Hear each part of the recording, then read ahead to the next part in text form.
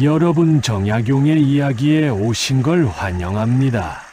구독과 좋아요를 누르시고 다산의 좋은 기운을 받아가시길 바랍니다. 여러분, 안녕하세요. 혹시 이런 생각 해보신 적 있으신가요? 나이가 들수록 의지할 곳이 점점 줄어드는 것 같다는 생각 말입니다. 젊었을 때는 든든했던 것들이 어느새 하나둘 멀어지고 나를 지탱해주던 것들이 흔들리는 것 같은 느낌. 많이들 경험하시죠? 자식들은 각자의 삶이 바쁘고 친구들은 건강이 안 좋아지고 평생 일했던 직장은 이미 떠났고 그럴 때면 문득 이런 생각이 듭니다. 이제 내가 의지할 곳은 어디일까? 오늘은 바로 이 질문에 대해 조선시대의 위대한 학자이자 시학의 대가인 정약용 선생님께서 남기신 지혜로운 말씀을 함께 나눠보려고 합니다. 구독과 좋아요 버튼을 눌러주시고 이 영상을 끝까지 보시면 여러분의 남은 인생을 더욱 행복하고 든든하게 살아가는 방법을 분명히 발견하실 수 있을 겁니다. 그럼 지금부터 시작하겠습니다. 정약용 선생님은 어떤 분이셨나요? 본격적인 이야기를 시작하기 전에 정약용 선생님에 대해 잠깐 말씀드리겠습니다.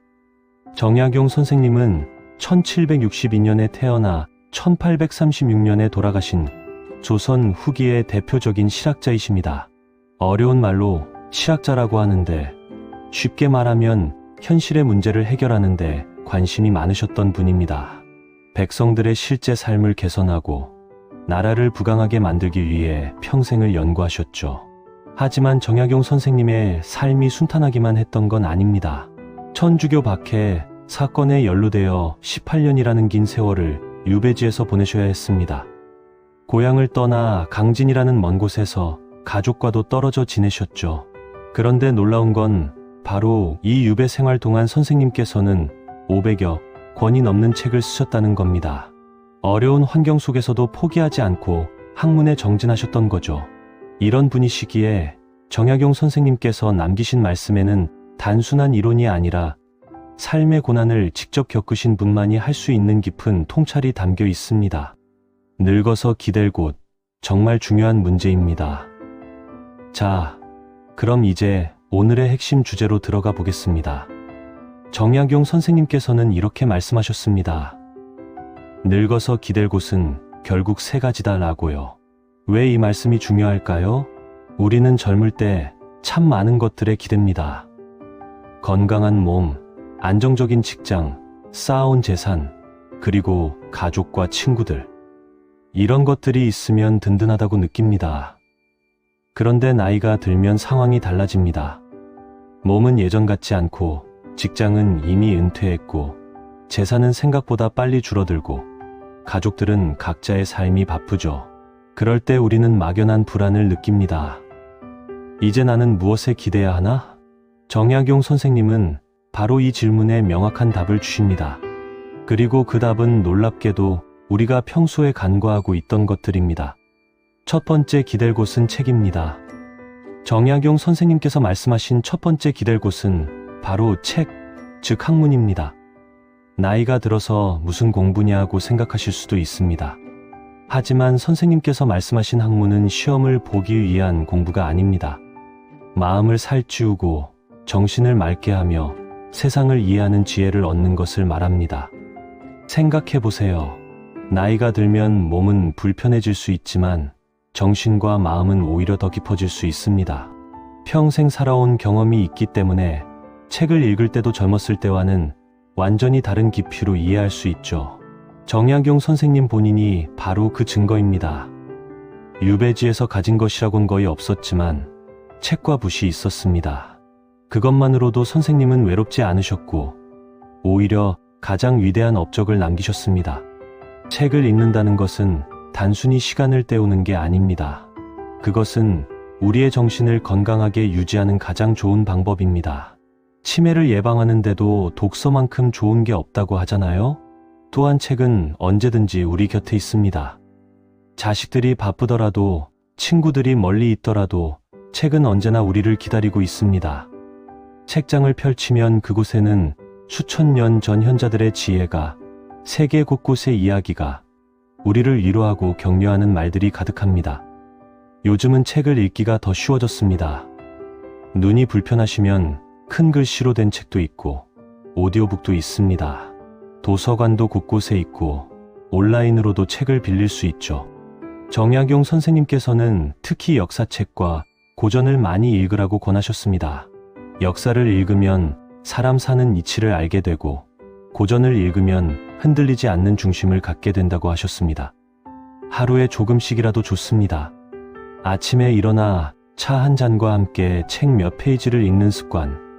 이것만으로도 하루가 달라집니다. 마음이 풍요로워지고 생각할 거리가 생기고 삶이 더욱 의미 있어집니다. 책은 우리를 배신하지 않습니다. 언제든 펼치면 그곳에 있고 우리에게 새로운 세계를 보여줍니다. 나이가 들수록 책이 더욱 소중한 친구가 되는 이유입니다. 두 번째 기댈 곳은 붓입니다.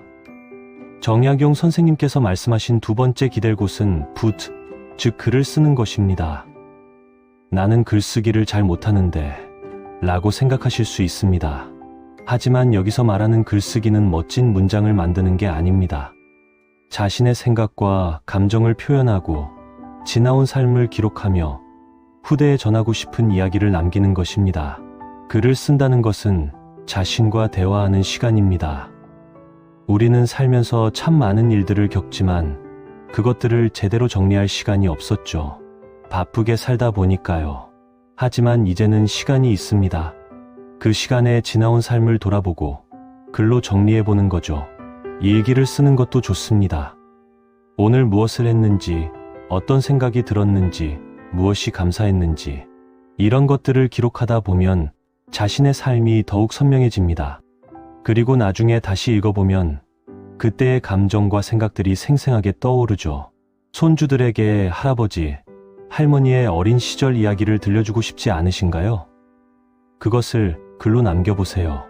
여러분이 겪었던 시대의 이야기, 어떻게 살아왔는지, 무엇을 배웠는지, 이런 것들은 후손들에게 큰 유산이 됩니다.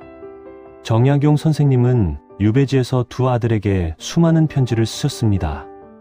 그 편지들에는 학문하는 방법, 사람 되는 도리, 세상을 살아가는 지혜가 담겨 있습니다. 지금도 그 편지들은 우리에게 큰 감동과 교훈을 줍니다. 글쓰기는 또한 정신건강에도 아주 좋습니다. 마음속에 쌓인 것들을 글로 풀어내면 마음이 한결 가벼워집니다. 화가 나거나 속상한 일이 있을 때 그것을 글로 쓰다 보면 감정이 정리되고 마음이 평화로워지죠. 요즘은 글쓰기도 참 쉬워졌습니다. 손으로 쓰기 힘드시면 컴퓨터나 스마트폰으로 쓸 수도 있습니다. 블로그나 SNS를 통해 자신의 이야기를 세상과 나눌 수도 있죠. 어떤 분들은 시를 쓰시기도 합니다. 정형 시가 아니어도 좋습니다. 자신의 감정을 짧은 문장으로 표현해보는 것만으로도 큰 즐거움이 됩니다. 또 어떤 분들은 자서전을 쓰십니다. 자신의 인생을 처음부터 끝까지 정리해보는 거죠.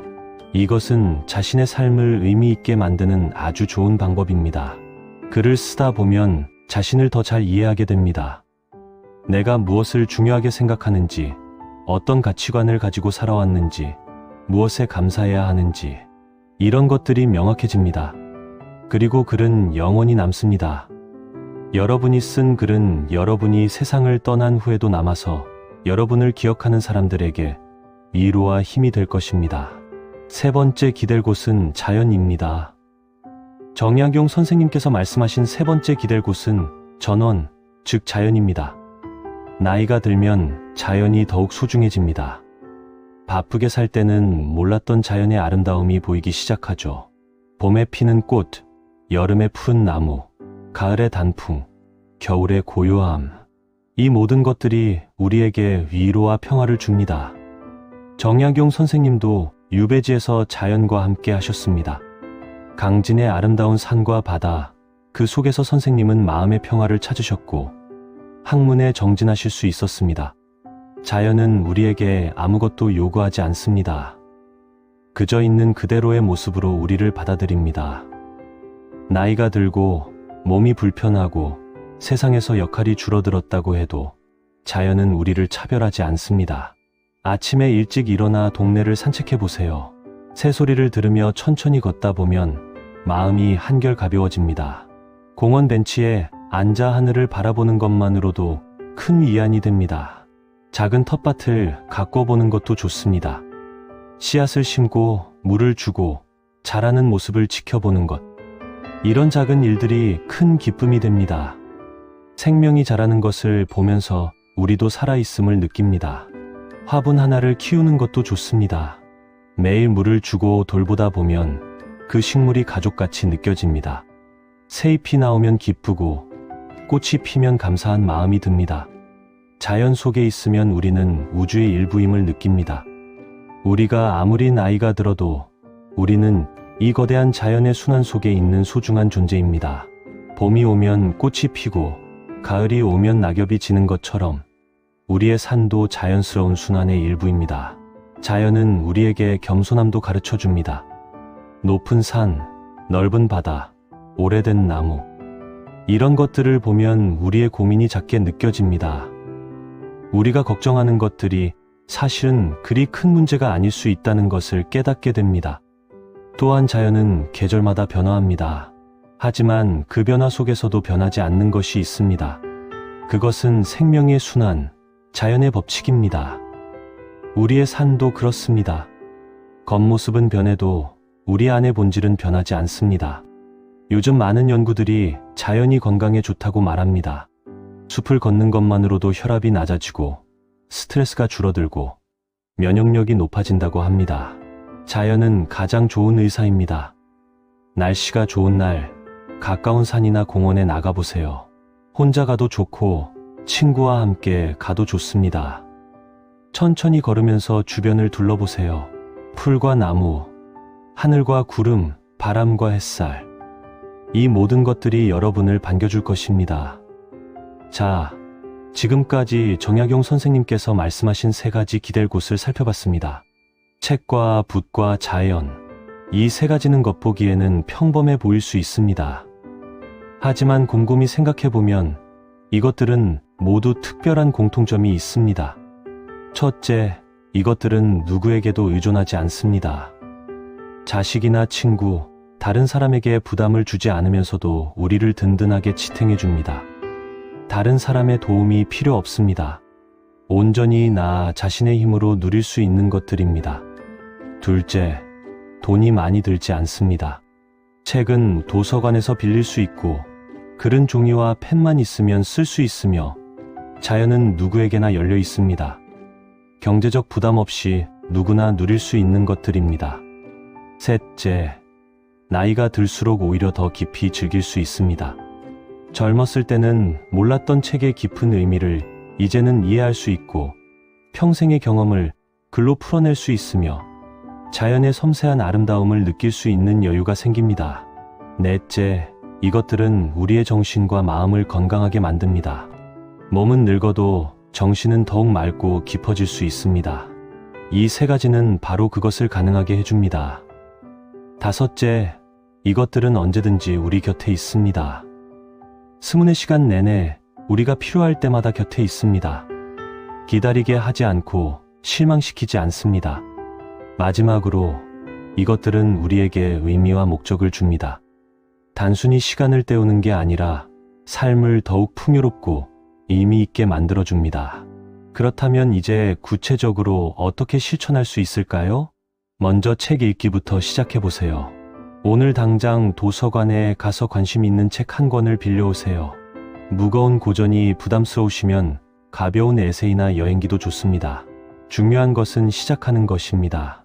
하루에 딱 10분만 투자해보세요. 아침에 일어나서 혹은 잠들기 전에 10분만 책을 읽어보세요. 10분이 익숙해지면 20분으로, 30분으로 늘려가면 됩니다. 글쓰기도 작게 시작하세요. 노트 한 권을 사서 오늘 있었던 일 한 가지만 적어보세요. 오늘 날씨가 참 좋았다. 공원을 산책하니 기분이 좋아졌다.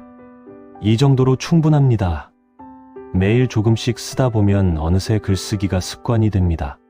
자연과 가까워지는 것도 어렵지 않습니다. 매일 아침 30분 일찍 일어나서 동네를 한 바퀴 도세요. 항상 지나다니던 길이지만 천천히 주변을 보며 걸으면 새로운 것들이 보입니다. 화분 하나를 사서 키워보세요.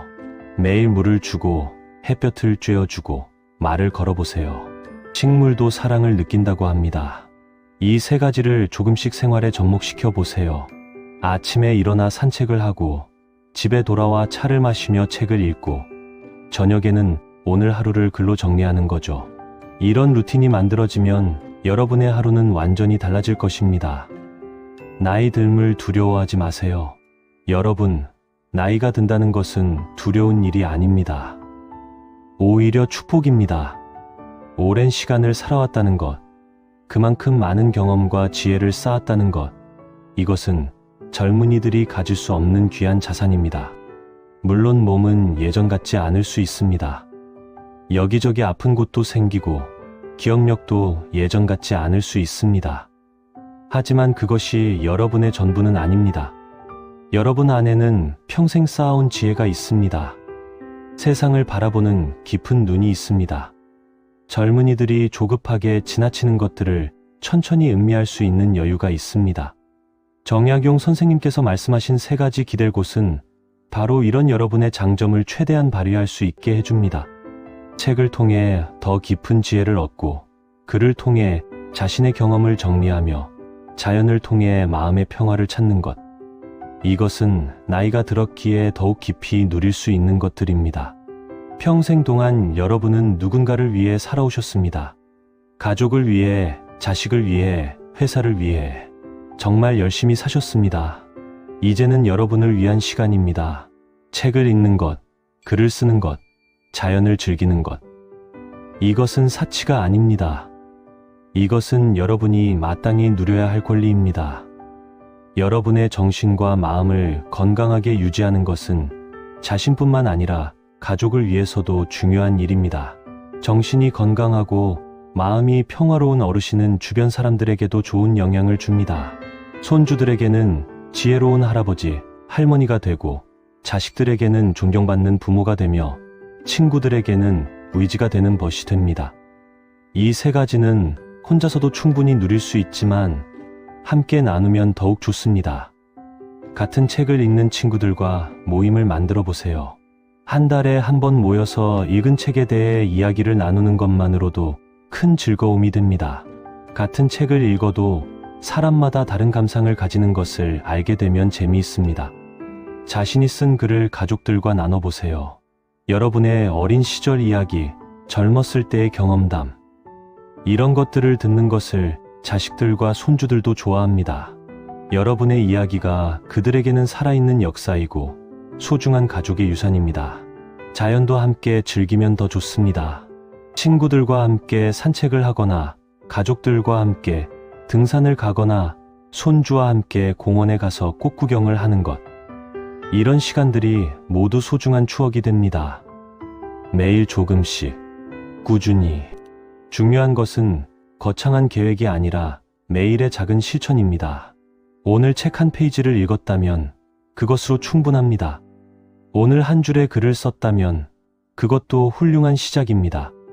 오늘 10분 산책을 했다면 그것만으로도 의미 있는 하루입니다. 중요한 것은 완벽함이 아니라 꾸준함입니다. 매일 조금씩 자신의 속도로 천천히 나아가는 것입니다. 급할 것 없습니다. 우리에게는 시간이 있습니다. 어떤 날은 책을 많이 읽을 수도 있고, 어떤 날은 한 페이지도 읽기 힘들 수 있습니다. 괜찮습니다. 어떤 날은 긴 글을 쓸 수도 있고, 어떤 날은 한 줄만 쓸 수도 있습니다. 그것도 괜찮습니다. 중요한 것은 포기하지 않고 계속하는 것입니다. 하루 쉬었다고 해서 자책하지 마세요. 다시 시작하면 됩니다. 내일부터 다시 책을 펼치고, 다시 펜을 들고, 다시 밖으로 나가면 됩니다. 다시 정약용 선생님의 이야기로 돌아가 봅시다. 선생님은 18년이라는 긴 세월을 유배지에서 보내셨습니다. 가족과 떨어져 있고 고향에서 멀리 떨어진 낯선 땅에서 살아야 했습니다. 권력도 없고 명예도 없고 자유도 없었습니다. 하지만 선생님께는 세 가지가 있었습니다. 읽을 수 있는 책, 쓸 수 있는 붓, 그리고 주변의 자연. 이 세 가지만으로 선생님은 역사의 길이 남을 위대한 업적을 남기셨습니다. 선생님의 삶이 우리에게 말해주는 것은 무엇일까요? 행복은 외부 조건에 있는 것이 아니라 우리 마음가짐에 있다는 것입니다. 진정한 기쁨은 많이 가지는 데 있는 것이 아니라 깊이 누리는 데 있다는 것입니다. 우리는 완벽한 조건을 갖추고 있지 않아도 충분히 행복할 수 있습니다. 몸이 완전히 건강하지 않아도, 재산이 많지 않아도, 큰 집에 살지 않아도, 책과 붓과 자연이 있다면 우리는 충분히 풍요로운 삶을 살 수 있습니다. 오늘부터 시작하세요. 여러분, 오늘 이 영상을 보신 것이 새로운 시작이 될 수 있습니다. 영상을 끄시고 나서 서랍 속에 있던 책 한 권을 꺼내보세요. 먼지를 털어내고 첫 페이지를 펼쳐보세요. 공책과 펜을 준비해보세요. 오늘 하루 어땠는지 마음에 담아두었던 이야기를 한 줄이라도 써보세요. 창문을 열고 밖을 바라보세요. 하늘이 보이시나요? 나무가 보이시나요? 잠시 후에 밖으로 나가서 짧게라도 산책을 해보세요. 이 작은 시작이 여러분의 삶을 변화시킬 것입니다. 당장 눈에 보이는 변화가 없을 수도 있습니다. 하지만 한 달 후, 석 달 후, 1년 후를 생각해 보세요. 매일 조금씩 책을 읽고 글을 쓰고 자연과 함께 한다면 여러분의 삶은 지금과는 완전히 다른 모습이 될 것입니다. 여러분은 소중한 분입니다. 마지막으로 꼭 드리고 싶은 말씀이 있습니다. 여러분은 소중한 분입니다. 나이가 들었다고 해서, 은퇴했다고 해서, 몸이 예전 같지 않다고 해서 여러분의 가치가 줄어드는 것이 절대 아닙니다. 여러분 안에는 평생 쌓아온 경험과 지혜가 있습니다. 여러분의 이야기는 들을 가치가 있고, 여러분의 생각은 존중받을 가치가 있으며, 여러분의 삶은 계속해서 의미 있게 살아갈 가치가 있습니다. 책을 읽고, 글을 쓰고, 자연과 함께 하는 것. 이것은 단순히 시간을 보내는 방법이 아닙니다. 이것은 여러분이 계속해서 성장하고, 배우고, 삶을 즐기는 방법입니다. 나이가 들수록 더욱 깊어지는 것들이 있습니다. 책의 의미, 글의 힘, 자연의 아름다움. 이것들은 모두 나이가 들수록 더욱 깊이 이해하고 누릴 수 있는 것들입니다.